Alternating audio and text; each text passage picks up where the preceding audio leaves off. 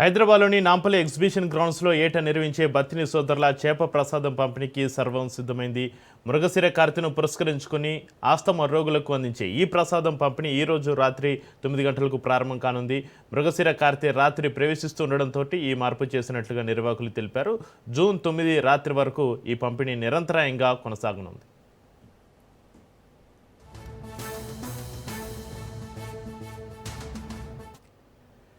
ఈ కార్యక్రమానికి దేశం నలుమూలల నుంచి ప్రజలు భారీ సంఖ్యలో తరలివచ్చే అవకాశం ఉండడంతో తెలంగాణ ప్రభుత్వం పకడ్బందీ ఏర్పాట్లు చేసింది.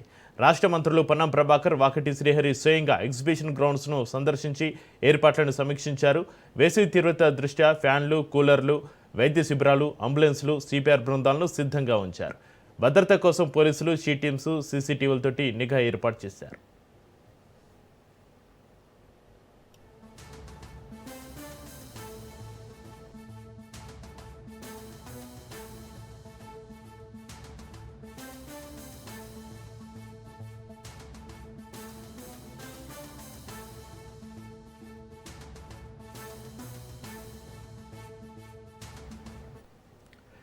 చేప ప్రసాదం పంపిణీ నేపథ్యంలో నగరంలో ట్రాఫిక్ పోలీసులు ఆంక్షలు విధించారు. ఈ ఆంక్షలు జూన్ 8 ఉదయం 6 గంటల నుంచి జూన్ 9 రాత్రి 8 గంటల వరకు అమల్లో ఉంటాయి. ఆర్టీసీ బస్సులు, వ్యాన్లలో వచ్చేవారు గాంధీభవన్ లేదా గృహకల్ప వద్ద, ఆటోలో వచ్చేవారు సేజన్ హోటల్ వద్ద దిగి గ్రౌండ్స్కు చేరుకోవాలి. ఈ నేపథ్యంలో వాహనదారులు ప్రత్యామ్నాయ మార్గాల్లో ప్రయాణించాలని పోలీసులు సూచిస్తున్నారు. ఇక ఇదే అంశానికి సంబంధించి మరింత సమాచారాన్ని మా ప్రతినిధి రాజు ఫోన్లో అందిస్తారు. రాజు, హైదరాబాద్లోని నాంపల్లి ఎగ్జిబిషన్ గ్రౌండ్స్లో ఏటా నిర్వహించే బత్తిని సోదరుల చేప ప్రసాదం పంపిణీ సంబంధించి మీ దగ్గర ఉన్న అప్డేట్స్ ఏంటి రాజు? Good morning Chakri. చేపమందు ప్రసాదం ప్రతి ఏటా నిర్వహించే మృగశిర కార్తె రోజున బత్తిని సోదరులు నిర్వహించే చేపమందు పంపిణీ కార్యక్రమం ఈ రోజు ప్రారంభం కాబోతా ఉంది. నాంపల్లి ఎగ్జిబిషన్ గ్రౌండ్ లో రాత్రి 9 గంటలకు ఈ కార్యక్రమం కాబోతా ఉంది. దీనికి సంబంధించి ఇప్పటికే అన్ని ఏర్పాట్లు చేయడం జరిగింది. ఇటు ప్రభుత్వం ఇప్పటికే ఒకవైపు మంత్రులు పొన్నం ప్రభాకర్, వాకిటి శ్రీహరి, అదేవిధంగా ఇటు ఎమ్మెల్యేలు, ఎమ్మెల్సీలు కూడా వెళ్లి ప్రత్యేకంగా దీనికి సంబంధించి ఏర్పాట్లను కూడా పర్యవేక్షించడం జరిగింది.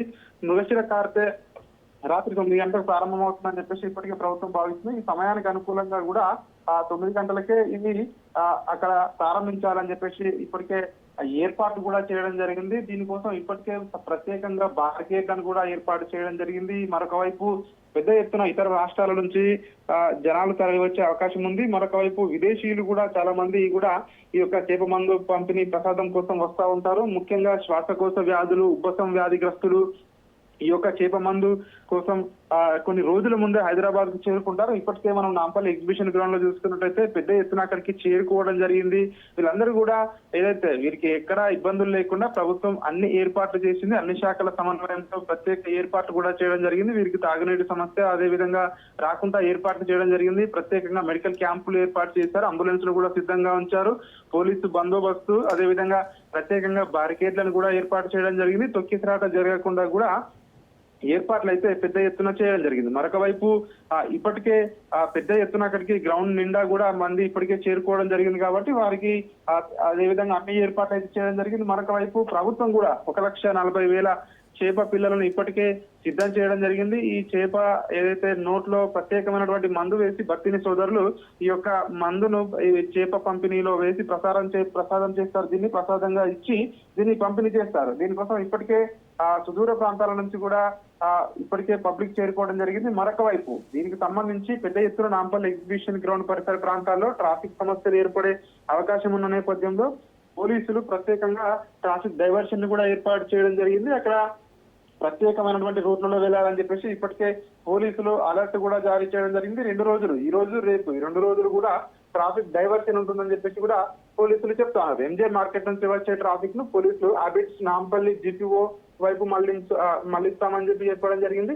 ఎంజే బ్రిడ్జ్, బేగం బజార్ నుంచి నాంపల్లి వైపు వెళ్లే వాహనాలు అలస్కా జంక్షన్ వద్ద దారుసలాం, ఏక్ మినార్ వైపు అక్కడికి డైవర్ట్ చేస్తామని చెప్పి ఇప్పటికే అధికారులు పేర్కొన్నారు.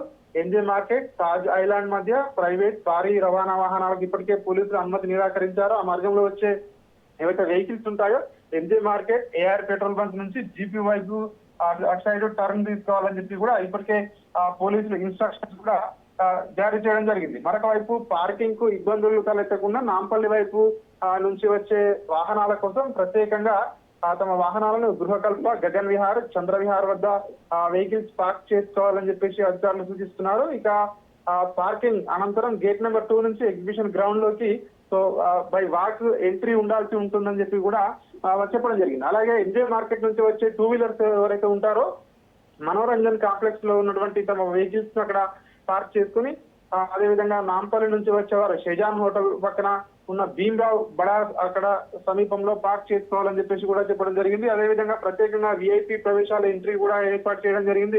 ఎంజే మార్కెట్ నుంచి వచ్చే ఎవరైతే పాస్లు ఉంటాయో సో వారికి ప్రత్యేకంగా గాంధీ భవన్ వైపు వెళ్ళాలి. ఆదాపు హోటల్ నుంచి అక్కడి నుంచి కూడా ఎంట్రీ ఉంటుందని చెప్పి కూడా చెప్పడం జరిగింది. మొత్తానికైతే చేప మందు పంపిణీ ప్రసాదం కోసం ప్రత్యేకంగా ఏర్పాట్లు చేయడం జరిగింది. అన్ని శాఖల సమన్వయంతో ఎక్కడ ఎవరికి ఇబ్బందులు లేకుండా ఏర్పాట్లు చేశామని మంత్రులు పొన్నం ప్రభాకర్, వాకిటి శ్రీహరులు ఇప్పటికే ప్రకటించడం జరిగింది. వారు కూడా నిరంతరం మేము పర్యవేక్షిస్తామని చెప్పి కూడా చెప్తున్నారు. ఒకవైపు పోలీసులు కూడా ప్రత్యేకంగా సీసీటీవీ కెమెరాలు ఏర్పాటు చేసి కమాండ్ కంట్రోల్ సెంటర్ ద్వారా కూడా ఎప్పటికప్పుడు కూడా అక్కడ ఎట్లాంటి ఇబ్బందులు లేకుండా పర్యవేక్షిస్తామని చెప్పేసి ఒకవైపు పోలీసులు కూడా చెప్తా ఉన్నారు. దీనికి సంబంధించి ఈ రోజు రాత్రి ఈ అధికారికంగా ప్రారంభం కాబోతా ఉంది. 2 రోజుల పాటు కూడా ఈ చేప మందు పంపిణీ కార్యక్రమం కొనసాగుతుందని చెప్పి కూడా నిర్వాహకులు చెప్తా ఉన్నారు.